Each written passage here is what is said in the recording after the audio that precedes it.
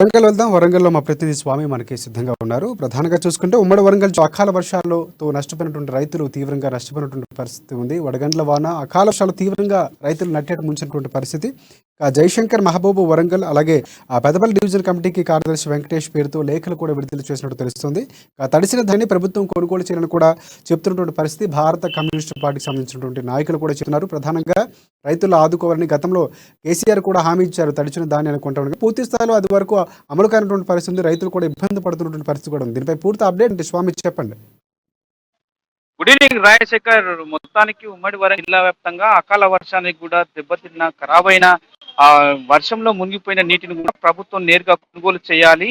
ఆ మొత్తానికి చూసుకుంటే కూడా మన సిపిఐ నిషేధ మావోయిస్టు పార్టీ కూడా మహబూబాబాద్, జయశంకర్, భూపాలపల్లి జిల్లా, వరంగల్ జిల్లా, ఆ పెద్దపల్లి జిల్లా అంటే పెద్దపల్లి మొత్తానికి ఉమ్మడి జిల్లా అంటే కార్యదర్శి వెంకటేష్ పేరుతో కూడా ఒక లేఖ విడుదల చేయడం జరిగింది. ఆ లేఖలో కూడా ముఖ్యంగా దళారులతో పాటు కుమ్మక్కయ్యారు. బీఆర్ఎస్ నాయకులు కూడా కుమ్మక్కై విత్తనదారులను కూడా మొలకెత్తే విత్తనాలు కూడా ఇవ్వకుండా, సబ్సిడీ ఇవ్వకుండా కూడా మొత్తం అంటే విత్తనాలు కొనుగోలు చేసి వాటిని పండించిన పంటలు కూడా గిట్టుబాటు ధర లేక కూడా ఆ రైతులు నేరుగా అకౌంట్ లో డబ్బులు ఇవ్వకుండా కూడా పోతా ఉన్నారు. అట్లాంటి విధానాలు మార్చుకోవాలి. మొత్తానికి చూసుకుంటే ఉమ్మడి వరంగల్ జిల్లాలో కూడా తడిసి మురైన ధాన్యాన్ని కూడా ప్రభుత్వమే నేరుగా కొనుగోలు చేయాలి. వాటికి అంటే తరుగు 5 నుంచి 10 కిలోల వరకు ఆ తేమను తీసుకున్న పరిస్థితి కనపడతా ఉంది. అట్లాంటి దళారులు కూడా మానుకోవాలి.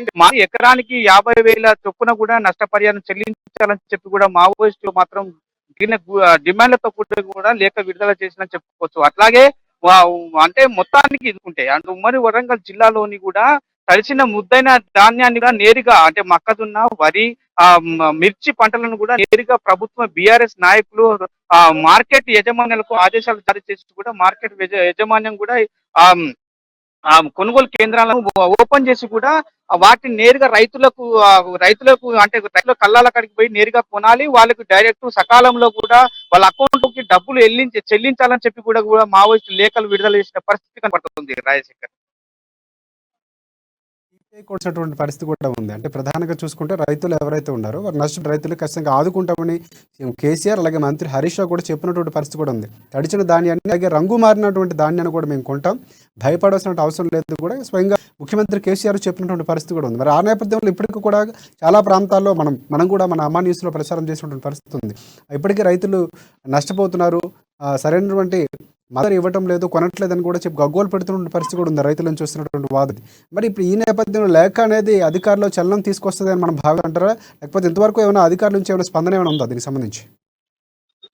రైట్ రాజశేఖర్. మొత్తానికి చూసుకుంటే అంటే ఇతరుల అంటే వామపక్షాలు కావచ్చు, లేకపోతే మిత్రపక్షాలే కావచ్చు, వాటితో పాటు కూడా నిషేధ మావోయిస్టు పార్టీలు కూడా ఆ లేఖలు విడుదల చేసిన అన్నట్లయితే కూడా కొనే రైతుల దగ్గర నుంచి కొనే కొనుగోలుదారులు కూడా వాళ్ళకు భయోందనలకు కూడా గురవుతున్నారని చెప్పుకోవచ్చు. బీఆర్ఎస్ నేతలు కూడా ఆందోళనకు గురవుతున్నారని చెప్పుకోవచ్చు. ఇప్పటికే నష్టపరిహారం చెల్లిస్తా అన్నా కానీ బీఆర్ఎస్ ప్రభుత్వం ఇంతవరకు రైతులకు ఎలాంటి నష్టపరిహారం చెల్లించలేదు. కాబట్టి రైతులకు నేరుగా ఒక ఎకరానికి 50,000 చొప్పున కూడా నష్టపరిహారం చెల్లించాలని చెప్పి కూడా వాళ్ళు ఆ లేఖలో వెంకటేశ్వర్తో డిమాండ్ చేసిన పరిస్థితి కనపడుతుంది. కానీ మొత్తానికి మావోయిస్టుల లేఖలతో కూడా ఉమ్మడి వరంగల్ జిల్లా వ్యాప్తంగా చూసుకుంటే కూడా టీఆర్ఎస్ నాయకుల గుండెల్లో కూడా రైళ్లు పరిగెడుతున్నాయని చెప్పుకోవచ్చు. దళారుల పైన అంటే వరి ధాన్యాన్ని మిర్చిని కూడా మక్కనోళ్ళు కొనుగోలు చేస్తున్న దళారులకు కూడా గుండెల్లో పరిగెడుతున్నాయని చెప్పుకోవచ్చు. వాళ్ళ అకౌంట్ లో కూడా కొన్న ధాన్యానికి వెంటనే గిట్టుబాటు ధర కల్పించాలని చెప్పి కూడా ఆ మావోయిస్టు లెక్కలో పేర్కొనడంతో కూడా దళారులు కూడా ఆ రైతుల దగ్గరికి నేరుగా కొనాలా వద్దా అని చెప్పి కూడా ఆలోచన చేస్తున్న పరిస్థితి కనపడతా ఉంది. మొత్తానికి మావోయిస్టు లేఖలు మాత్రం ఉమ్మడి వరంగల్ జిల్లాలో కూడా కలకలం రేపుతుందని చెప్పుకోవచ్చు రాజశేఖర్.